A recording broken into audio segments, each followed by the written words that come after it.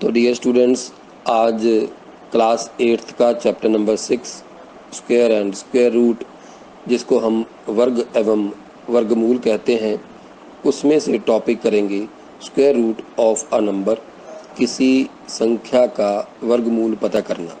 और मैं हूं Amandeep Sahni from government model high school sector 49D Chandigarh.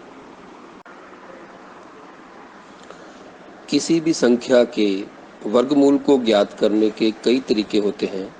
सभी तरीकों का अपना अलग महत्व है, इसलिए विद्यार्थियों को सभी तरीके अच्छी तरह से सीखने चाहिए। आने वाली कक्षाओं में भी इसका प्रयोग अक्सर होता रहता है। तो प्रिय विद्यार्थीगण, हम जानते हैं कि संख्याओं के वर्गों में इकाई का अंक 0, 1, 4, 5, 6 और 9 होता है। जैसा कि आप देख रहे हो, 1 से लेके 12 तक का वर्ग जो है यहाँ पर पता किया गया है। तो हर एक वर्ग में आप देख रहे हो इन संख्याओं में से ही कोई अंक है। जैसा कि 8 का वर्ग में 64 आ गया, तो 64 में इकाई का अंक 4 है। ऐसे ही 11 का वर्ग 121 है, तो इसका इकाई का अंक 1 है। 5 का वर्ग 25 है, तो इसका इकाई का वर्ग 5 है। तो जब भी हम वर्ग पता करते हैं तो इकाई के अंक में ये ही संख्याएं आती हैं, 0, 1, 4, 5, 6 और 9। अब हमने इकाई के अंक को देखते हुए ये जांचना है कि ये संख्या सही वर्ग है या नहीं। इसके 2 चरण हैं, 2 स्टेप हैं।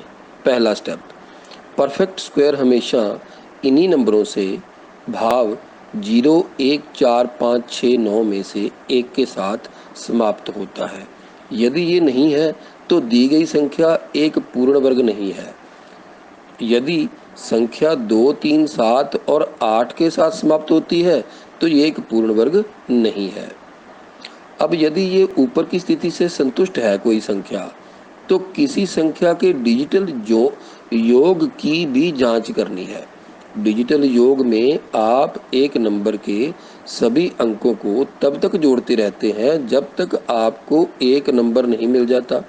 उदाहरण के लिए संख्या लेते हैं 263, तो ये 3 के साथ समाप्त हो रही है, तो इसका मतलब 0, 1, 4, 5, 6, 9 में से नहीं है। तो 263 एक पूर्ण वर्ग संख्या नहीं होगी। तो इसके बाद एक और संख्या ले लेते हैं 371, ये 1 से समाप्त होती है। तो 0, 1, 4, 5, 6, 9 में से तो आ गया इकाई का अंक 1। अभी एक और जांच इसकी करनी है हमने कि इसके अंकों का जोड़ पता करना है। 371, इसका जोड़ किया, आ गया 11। अभी 11 के अंकों का भी जोड़ करना है, 112, तो आ गया 2। ये जो 2 संख्या आई है ये 0, 1, 4, 5, 6, 9 में से नहीं है, तो इसलिए ये संख्या पूर्ण वर्ग नहीं है। तो आइए अब प्राइम फैक्टराइजेशन मेथड का उपयोग करके एक परफेक्ट स्क्वायर का स्क्वायर रूट पता करते हैं। संख्या है हमारे पास 484, इसका हमने स्क्वायर रूट पता करना है। तो सबसे पहले हमने अभाज्य गुण विधि का उपयोग करते हुए इसके फैक्टर बना लेने हैं। 484 को अभाज्य संख्या 2 से डिवाइड किया, 242 आ गया। फिर 2 से डिवाइड किया, 121 आ गया। अभी इसको 11 से डिवाइड किया, 11 द 121 होता है। फिर 11 आ गया, इसको 11 से डिवाइड किया, 1 आ गया। जब 1 आ गया तो हमने गुणन खंड बनाने बंद करने हैं। तो ये आ गए 2 × 2 × 11 × 11। इसके हमने पेयर बना लेने हैं, जोड़े बना लेने हैं। तो पहले 2 × 2 का आ गया, फिर 11 × 11 का आ गया। तो 2 × 2 में से एक 2 बाहर आ गया, और 11 × 11 में से एक 11 बाहर आ गया। तो 2 × 11 हो गया 22। भाव 484 का वर्गमूल हमने प्राइम फैक्टराइजेशन मेथड से निकाला 22 आंसर आ गया। तो प्रिय विद्यार्थीगण, आइए लंबे विभाजन विधि का उपयोग करके एक आदर्श वर्ग का वर्गमूल पता करें। तो संख्या है 784। तो पहले स्टेप में इकाइयों में अंकों के साथ शुरू होने वाले जोड़े में अंकों को समूह बनाएं। तो यहाँ पे 84 का एक जोड़ा बन गया, तो बाकी बच गया 7, ये अकेला रह गया।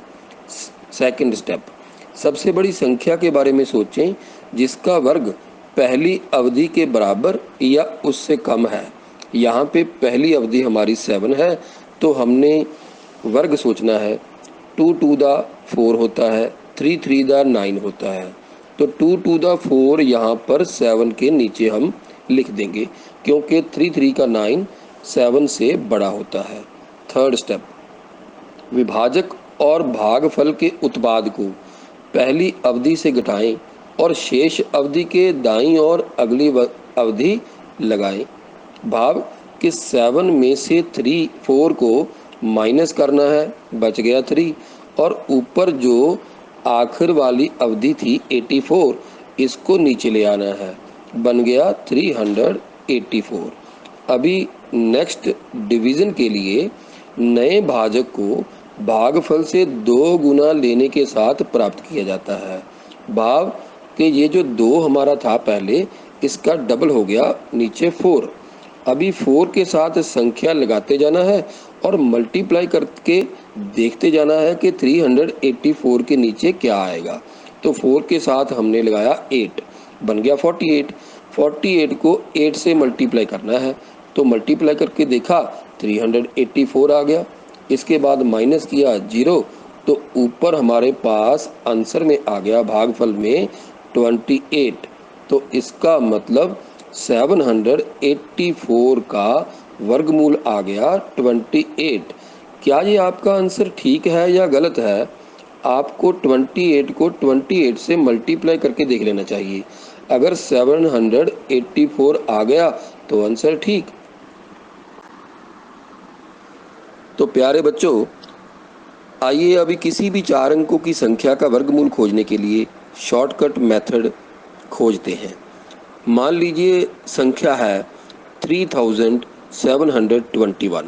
सबसे पहले इसके पेयर बनाओ, 21 और 37। इसके बाद जो पहला पेयर है 37, ये हमने कोई अंक सोचना है जिसके वर्ग के नज़दीक ये हो, जैसा कि 5 दा होता है 25, 6 दा होता है 36, 7 दा होता है 49।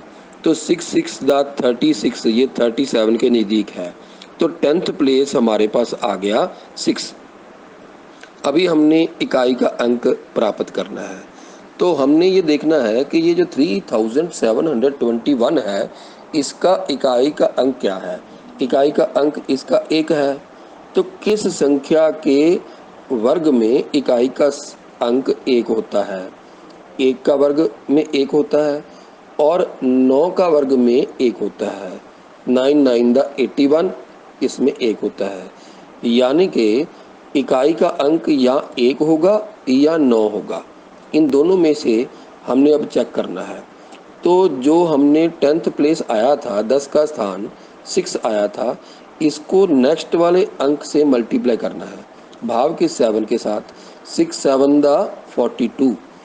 ये जो 42 आया है, ये हमने देखना है हमारा जो पेयर है 37, ये इससे छोटा है कि बड़ा। 37 42 से छोटा होता है, तो इसका मतलब 1 या 9 में से छोटा अंक हमने लेना है, भाव के 1। तो इसका मतलब 3721 का वर्गमूल हमने पता कर लिया। इकाई का अंक 1 और 10 के स्थान वाला अंक 10th प्लेस वाला 6, तो 61 आंसर आ गया। तो मुझे उम्मीद है आपने इसको अच्छे से समझ लगा होगा। तो एक बार फिर इसकी रिवीजन करनी है और इस तरह के और सम करने की कोशिश करनी है। Thank you very much.